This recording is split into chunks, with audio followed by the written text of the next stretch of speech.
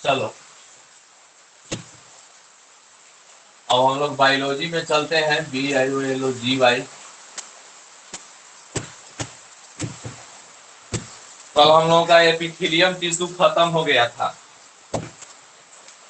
ठीक है। कल हम लोगों का एपिथेलियम ऊतक हो गया था। आज हम लोग पढ़ेंगे कनेक्टिव टिश्यू।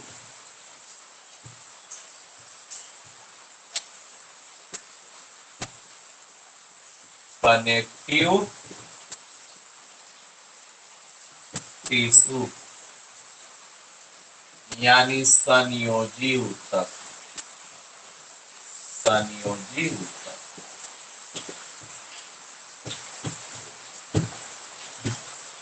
तो सबसे पहले संयोजी ऊतक किसे कहते हैं? तो वह ऊतक जो हमारे शरीर के सभी अंगों को वह ऊतक जो हमारे शरीर के सभी अंगों को एक साथ कनेक्ट करके यानी जोड़ के रखता है, या उन्हें सपोर्ट प्रदान करता है। उन्हें मतलब कि एक सहारा प्रदान करता है। वैसा ऊतक जो हमारे शरीर के सभी अंगों को जोड़ के रखता है तथा उन्हें सहारा प्रदान करता है, यांत्रिक सहारा प्रदान करता है, उसी को कहा जाता है कनेक्टिव टिश्यू यानी संयोजी ऊतक। यानी कि संयोजी ऊतक का क्या काम है?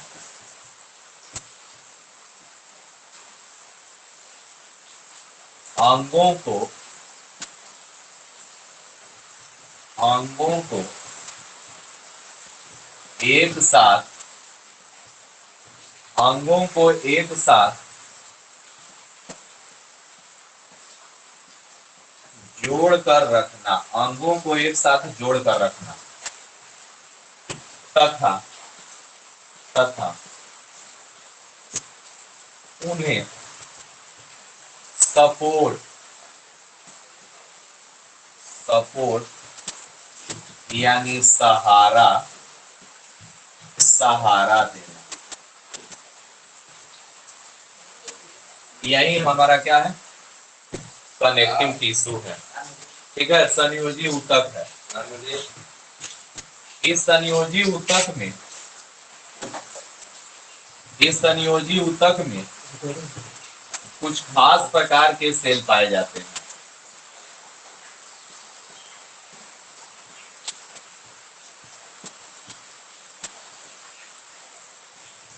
इस संयोजी ऊतक में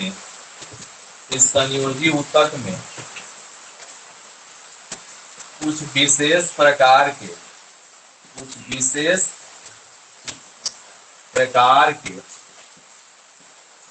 सेल्स पाए जाते हैं। सेल्स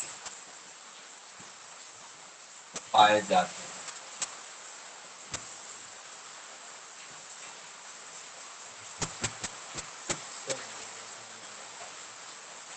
यही सेल्स मिलकर कोई भी कनेक्टिव टिश्यू यानी कोई भी संयोजी ऊतक का निर्माण करते हैं।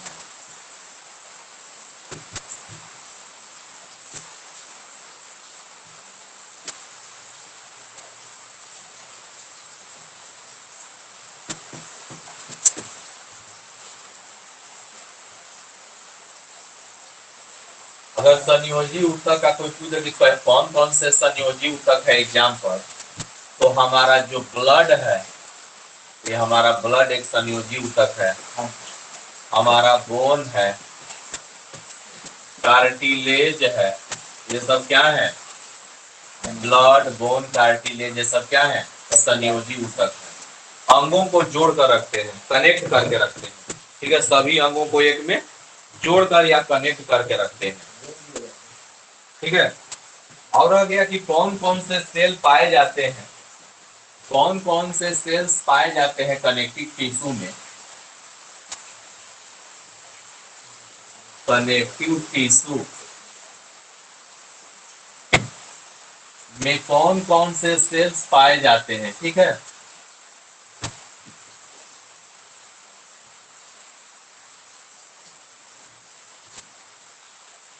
दिखाई दे रहा है यहाँ पर नजी?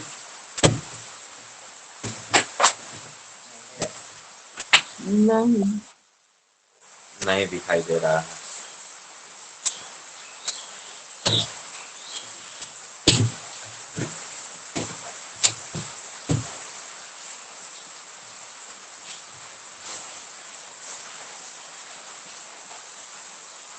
पहला होता है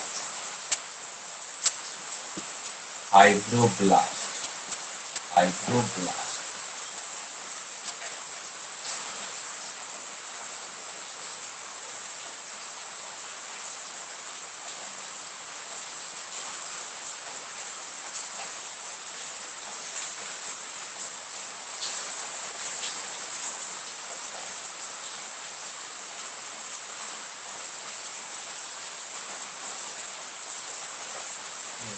फाइबर निकलते हैं।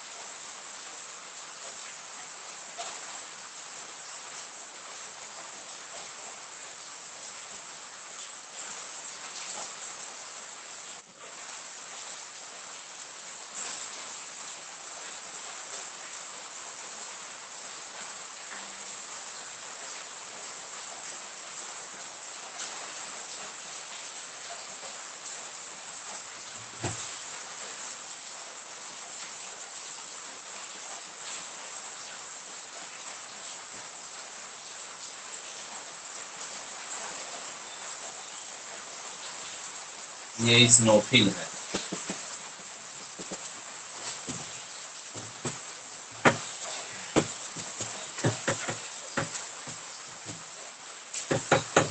ये वाला हो गया नोट। हाँ। ये वाला हो गया तो जल्दी से, हाँ जल्दी से उतार लो।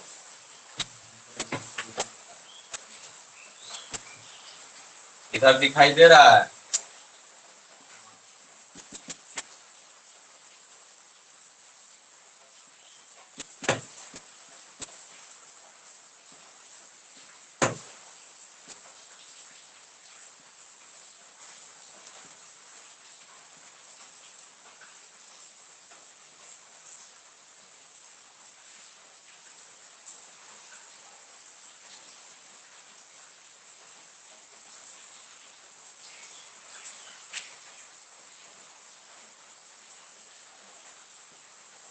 ये जो दिखाया जा रहा है सेल के अंदर का ये न्यूक्लियस दिखाया जा रहा है, न्यूक्लियस का फिगर है। यह आपका कोशिका झिल्ली हो गया और उसके अंदर जो न्यूक्लियस है इस रूप में रहता है। इस प्रकार का सेल अगर हमारे शरीर में कहीं होगा तो उसको बेसोफिल कहा जाता है। उसको क्या कहा जाता है? बेसोफिल। अगर उस तरह का सेल मिलेगा तो इस्नोफिल।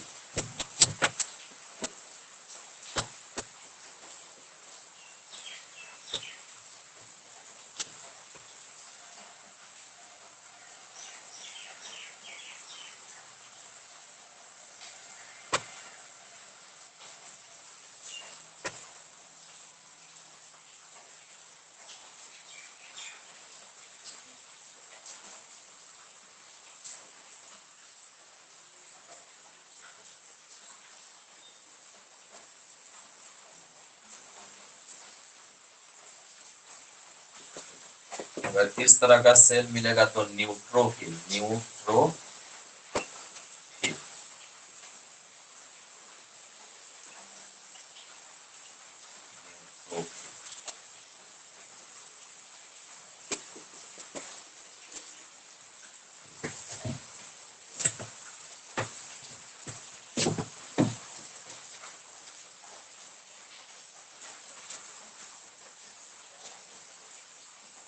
यानी कोई भी संयोजी ऊतक होगा तो लगभग लगभग इसी प्रकार के सेलों से मिलकर वह ऊतक बना होता है। चूंकि ऊतक है तो कोशिकाओं का समूह होगा, क्योंकि समान रचना समान काम करने वाली कोशिकाओं के समूह को ऊतक कहा जाता है। तो कोई भी संयोजित ऊतक होगा उसमें फाइब्रोब्लास्ट पाया जाएगा। फाइब्रोब्लास्ट फाइबर होता है एक तरह का। इस इओसिनोफिल पाया जाएगा, बेसोफिल पाया जाएगा, न्यूट्रोफिल पाया जाएगा, और भी है, इतना उतारिए।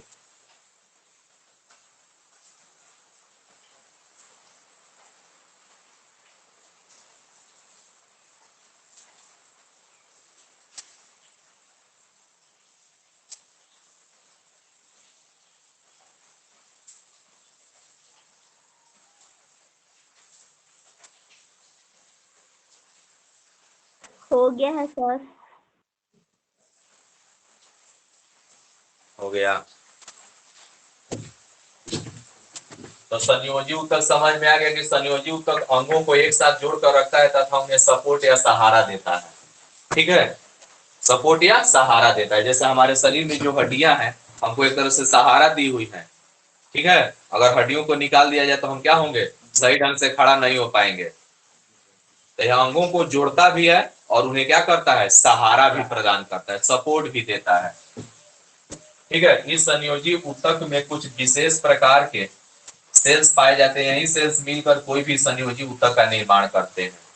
क्योंकि संयोजी ऊतक है तो कोशिकाओं का समूह होगा, तो कुछ विशेष प्रकार के इनमें कोशिकाएं पाई जाती हैं, जो कोशिकाएं मिल करके, ठीक है, ये सभी संयोजी, जैसे ब्लड हो गया, बोन हो गया, कार्टिलेज हो गया, ये सभी संयोजी ऊतक इन्हीं सब कोशिकाओं से मिलकर बना होता है।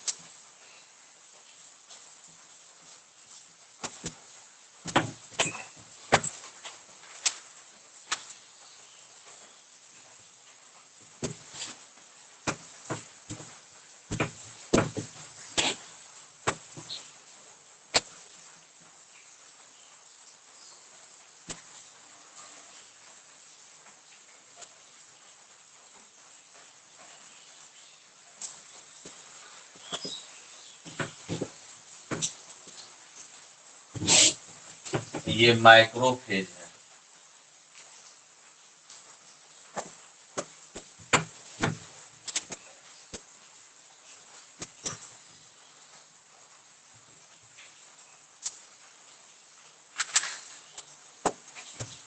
ये हमारा मोनोसाइट है, मोनोसाइट।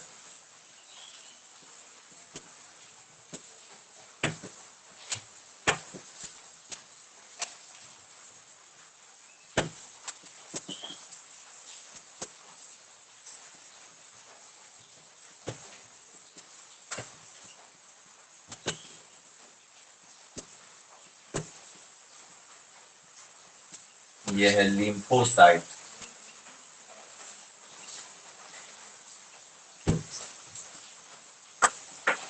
Lymphocyte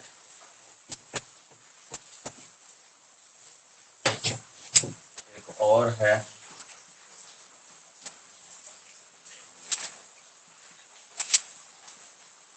adipocyte.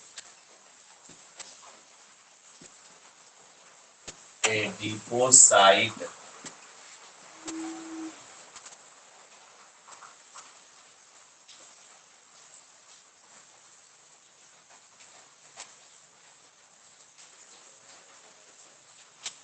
ये उनका न्यूक्लियस है। ठीक है, रिंग जैसा पाया जाता है, ये एडिपोसाइट हुआ। ये जितने भी आपको बीच में दिखाए गए सभी क्या है, उनके सभी न्यूक्लियस हैं। सभी क्या है, न्यूक्लियस हैं, केंद्रक हैं। तो लगभग सभी जो है, सभी कनेक्टिव टिश्यू में लगभग यही क्या पाए जाते हैं, यही सेल्स पाए जाते हैं। इन्हीं सब सेल्सों के मिलने से, इन्हीं कोशिकाओं के मिलने से हमारा कनेक्टिव टिश्यू बना हुआ है। ठीक है, ये फाइब्रोब्लास्ट है, यानी कि एक फाइबर है। ये फाइबर क्या करता है, फाइबर मतलब समझिए कि रस्सी या धागा। फाइबर मतलब रस्सी या धागा। तो रस्सी या धागा क्या करता है, किसी चीज को मतलब उसमें मजबूती लाता है। ठीक है, जैसे मान लो किसी चीज में अगर मान लो कि कोई लिक्विड जैसा मतलब कि पदार्थ है, मतलब कि ज्यादा पानी जैसा नहीं, और उसमें क्या हो छोटे छोटे फाइबर और छोटे छोटे रस्सी अगर उसमें डाल दिया जाए, ठीक है, तो थोड़ा सा क्या हो जाता है, मजबूत हो जाता है। ठीक है, जैसे आप लोग देखे होंगे कि गांव देहात में क्या होता है, जब कभी मिट्टी का घर बनता है तो उसमें आदमी क्या करते हैं, मिट्टी को गीला करके उसमें कुछ क्या करते हैं, खर पतवार या पुआल डाल देते हैं। खर पतवार जो पुआल होता है क्या होता है, एक रेशे के तरह क्या होता है, मिट्टियों को जोड़ कर रखता है, मिट्टी को जोड़ कर रखता है। जैसे मान लो कि यहाँ कोई पदार्थ हो गया, यहाँ कोई पदार्थ हो गया, अगर बीच में यहाँ हम ऐसे फाइबर डाल दें तो बताओ, अभी दोनों में क्या हो गया, अब दोनों में एक तरह से मजबूती आ गया, दोनों एक रस्सी से क्या हो गए, बंध गए। ठीक है, अगर मान लो ऐसे कोई क्या है, ऐसे दो अलग अलग पदार्थ हैं, इन दोनों में क्या है, कोई मजबूती नहीं है। ठीक है, थोड़ा सा भी दाब पड़ेगा, ये इधर चला जाएगा, ये इधर चला जाएगा, लेकिन अगर इनके बीच में अगर फाइबर हो, ठीक है, एक रस्सी हो, इनको क्या करेगा, ठीक है, उन्हें क्या करेगा, मजबूती देगा। तो ये फाइबर का काम यही है, फाइब्रोब्लास्ट मतलब फाइबर होते हैं, रेशे होते हैं, ठीक है, रस्सी होती है, जिस तरह से रस्सी क्या करती है, अंगों को एक साथ जोड़ के रखती है, यानी उन्हें मजबूती देती है, वही काम हमारे क्या है, फाइब्रोब्लास्ट यानी फाइबर का काम। ठीक है, अब ये हमारा इओसिनोफिल है, इओसिनोफिल भी एक तरह का कोशिका है। ठीक है, यह एलर्जी टाइप का है, जैसे जब आपका कभी सर्दी खांसी छींक आने लगता है, यही आपका इस्नोफिल क्या हो जाता है, बढ़ जाता है, इस्नोफिल्स क्या हो जाते हैं, बढ़ जाते हैं। तो जब आपको कभी एलर्जी होता है, सर्दी बुखार खांसी छींक आता है ना, तो आपके ब्लड में इसी तरह की कोशिकाएं क्या होती हैं, बढ़ जाती हैं, जिसको इस्नोफिल कहा जाता है। ठीक है, तो डॉक्टर जब दवा देता है तो इनको घटाने के लिए क्या करता है, हाँ, क्योंकि इनका संख्या जितना चाहिए उतना ही चाहिए, अगर ज्यादा हो जाएगा तो क्या होगा, आपको एलर्जी टाइप का छींक आने लगेगा, ठीक है, सर्दी टाइप का हो जाएगा। तो ये स्नोफिल्स का काम है। ठीक है, अब ये माइक्रोफेज है, माइक्रोफेज का काम यही है, देखो ध्यान दो, स्नोफिल्स, माइक्रोफेज, मोनोसाइट, ये लिम्फोसाइट। लिम्फोसाइट दो तरह के होते हैं, एक बी लिम्फोसाइट होता है, एक टी लिम्फोसाइट होता है। ठीक है, बेसोफिल्स, न्यूट्रोफिल्स, ये जितने भी आप देख रहे हैं सेल्स, ये मुख्यतः डब्ल्यूबीसी में पाए जाते हैं, मुख्यतः डब्ल्यूबीसी में, यानी कि व्हाइट ब्लड कार्पल्स। और डब्ल्यूबीसी का काम यही है कि रोगों से लड़ना, रोगों से लड़ना। ठीक है, हमारे शरीर में डब्ल्यूबीसी है, आरबीसी है, प्लेटलेट्स है, तो सबका काम हम लोग सीखेंगे जब ब्लड के बारे में पढ़ेंगे तब। तो ये सभी डब्ल्यूबीसी के क्या है, कोशिकाएं हैं, इओसिनोफिल्स, माइक्रोफेज, मोनोसाइट। ठीक है, ये हो गया लिम्फोसाइट, ये नहीं पाया जाता है, बेसोफिल्स और न्यूट्रोफिल्स। ठीक है, ये भी डब्ल्यूबीसी में पाया जाता है, ये भी डब्ल्यूबीसी में पाया जाता है, ये भी डब्ल्यूबीसी में, ये भी डब्ल्यूबीसी में, ये भी डब्ल्यूबीसी में, ये भी डब्ल्यूबीसी में। और फाइब्रोब्लास्ट और एडिपोसाइट, एडिपोसाइट ये जो है डब्ल्यूबीसी में नहीं पाए जाते हैं। ठीक है, तो क्वेश्चन पूछ सकता है कि डब्ल्यूबीसी में कौन कौन से सेल्स पाए जाते हैं, इओसिनोफिल्स पाए जाते हैं, माइक्रोफेज, मोनोसाइट, लिम्फोसाइट, ठीक है, बेसोफिल, न्यूट्रोफिल। जितना फील वाला है, जितना फील है समझो कि एकदम क्या होगा, डब्ल्यूबीसी में पाया जाएगा। ठीक है, और दो ठो साइट है, मोनोसाइट और लिम्फोसाइट। लिम्फोसाइट का काम क्या है, लिम्फोसाइट का काम है कि जब भी हमारे शरीर में कोई रोगाणु जाता है, यानी लिम्फोसाइट उन्हें मार देता है, यानी लिम्फोसाइट क्या करता है, उन्हें मारता है। ठीक है, ये मोनोसाइट का काम क्या है कि जो जब जो लिम्फोसाइट मार देता है कीटाणुओं को, यह मोनोसाइट और माइक्रोफेज मिलकर खा जाते हैं। ठीक है, ये माइक्रोफेज और मोनोसाइट दोनों जो है भक्षण करने का काम करते हैं, लिम्फोसाइट मारने का काम करता है। ठीक है, और जो बेसोफिल्स है और जो न्यूट्रोफिल्स है, ठीक है, ये बेसोफिल्स का काम है, बेसोफिल्स का काम है हमारे शरीर में हिस्टाइनिन और हिपेरिन का क्या करना, निर्माण करना। हिपेरिन एक तरह का क्या है, प्रोटीन है, जो हमारे रक्त को जमने नहीं देता है। ये बेसोफिल्स का निर्माण, बेसोफिल्स बनाते हैं। न्यूट्रोफिल्स का भी वही काम है जो मोनोसाइट का काम है। न्यूट्रोफिल्स क्या करते हैं, मरे हुए जीवाणुओं को खाते हैं, मरे हुए जीवाणुओं को। माइक बंद करो जी, किसका माइक सर चालू है, क्या जी, स्नोफिल, बेसोफिल और ये मैक्रोफेज और मोनोसाइट भी डब्ल्यूबीसी में पाए जाते हैं। WBC के अंदर ये सब पाए जाते हैं। ये माइक्रोफेज और मोनोसाइट भी। हाँ देखो, WBC के अंतर्गत, ठीक है, ये मोनोसाइट ही आगे चल के माइक्रोफेज में बदल जाता है। तुम लोग को किताब में केवल मोनोसाइट दिया होगा या नहीं भी दिया होगा, ठीक है, तो यही मोनोसाइट माइक्रोफेज में बदल जाता है। तो WBC के अंतर्गत तुम्हारा इस्नोफिल्स पाया जाता है, तुम्हारा माइक्रोफेज, मोनोसाइट, लिम्फोसाइट और बेसोफिल और न्यूट्रोफिल्स, ये WBC के अंदर पाए जाते हैं। जब हम तुम लोग को WBC के बारे में पढ़ाएंगे तब वहां विस्तार से बताया जाएगा कि WBC में क्या क्या चीज होता है, ठीक है, उसका काम क्या है, कितना मात्रा होता है, कितना संख्या होता है, WBC कितने दिन तक जीवित रहते हैं, ये सब सिखाया जाएगा। कब? जब हम तुम लोग को ब्लड बताएंगे तब। अभी तुम लोग को ये बताया जा रहा है कि कोई भी कनेक्टिव जो टिश्यू है, कोई भी संयोजी जो ऊतक है, लगभग लगभग ऐसे ही कोशिकाओं से मिलकर बना होता है, इन्हीं तरह के कोशिकाओं से मिलकर बना होता है। नहीं समझ में आ रहा है?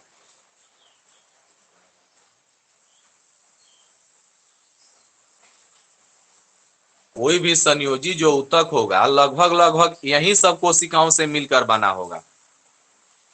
अब रह गया कि संयोजी ऊतक में WBC क्यों पाया जाता है। तो संयोजी ऊतक में WBC इसलिए पाया जाता है कि WBC जो है, संयोजी ऊतक जो है, हमारे सभी अंग में हर जगह है, हर जगह हमारे शरीर में कोई ऐसा भाग नहीं है जहां पर संयोजी ऊतक नहीं है, तभी तो अंगों को जोड़कर रखा हुआ है। तो WBC इसलिए पाया जाता है क्योंकि WBC क्या करता है, संक्रमण से बचाता है, इन्फेक्शन से बचाता है। कि अगर आपके मतलब कि आपके अगर संयोजी ऊतक में कहीं क्या हो जाए, किसी कारणवश इन्फेक्शन हो जाए, कोई बाहर से हानिकारक कीटाणु चला है, तो WBC तुरंत उन्हें मार देता है। इसीलिए हर जगह पर सभी कोशिकाओं में लगभग लगभग हमारा WBC पाया जाता है। आया समझ में बात? Yes sir.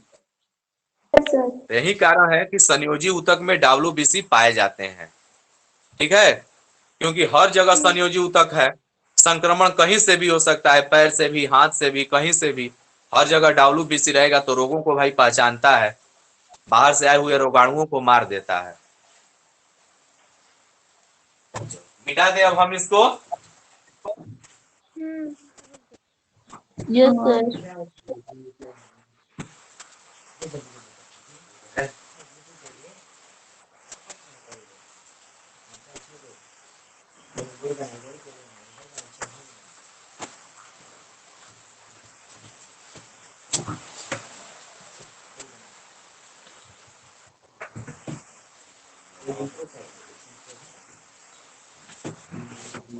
एडिपोसाइट एक तरह का क्या है, एक तरह का भी सेल्स है। बीच में जो देख रहे हो ये फैट है, बीच में देख रहे हो जो क्या है, फैट है, चर्बी है, ठीक है, यही चर्बी क्या करता है, स्टोर करके रखता है, यही चर्बी बनाता है, ठीक है। ये इसका केंद्रक है, देखो चर्बी अंदर, केंद्रक किनारे चला गया, ये एडिपोसाइट है।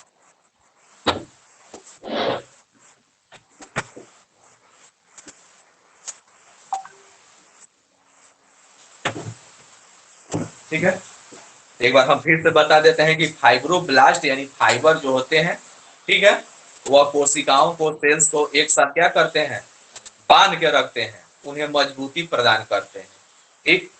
दूसरा है हमारा स्नोफिल्स। स्नोफिल्स का काम क्या है भाई, यह क्या होता है, जब आपको कभी सर्दी खांसी एलर्जी होता है तो उस एलर्जी के समय में स्नोफिल्स क्या हो जाता है, बढ़ जाता है। इसलिए स्नोफिल्स को क्या होना चाहिए, मेंटेन यानी कम मात्रा में होना चाहिए, ज्यादा मात्रा में स्नोफिल्स नहीं होना चाहिए। माइक्रोफेज मोनोसाइट का काम क्या है, तो हानिकारक कीटाणुओं को क्या करता है, जो मरे हुए होते हैं उनको भक्षण करता है, खा जाता है।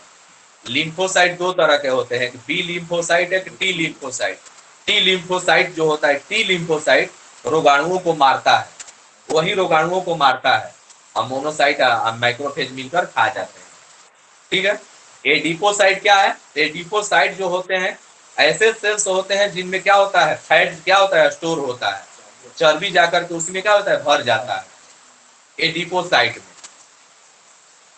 अब हमारा न्यूट्रोफिल्स का भी वही काम है, वह भी रोगाणुओं को लगभग लगभग क्या होता है, भक्षण करता है, मार खाता है। अब बेसोफिल्स जो है, बेसोफिल्स हमारे शरीर में हिस्टैमिन और हिपैरिन बनाता है, ये प्रोटीन है। हिपैरिन का काम बता देते हैं कि हिपैरिन जो है रक्त को जमने नहीं देता है, हमारे शरीर में ब्लड को जमने नहीं देता है, यह बेसोफिल्स बनाता है। सर क्या हिमैनिन? बताएंगे आगे, आगे जब ब्लड पढ़ाएंगे तो बताएंगे, ठीक है। बताइए ना नामा।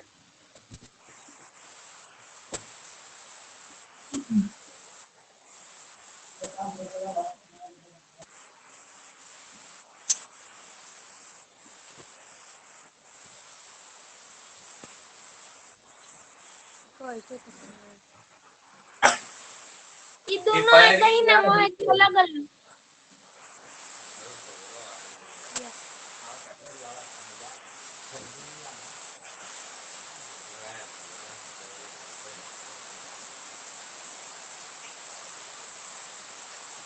ब्लड को जमने नहीं देता है, हिपैरिन और हेपेरिन।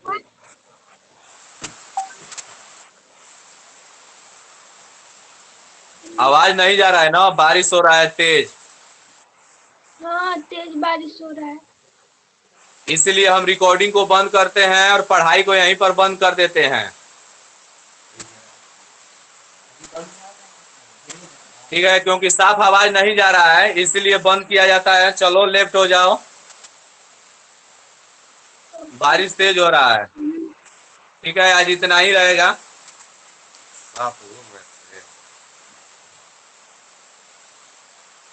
चलिए लेफ्ट हो जाइए।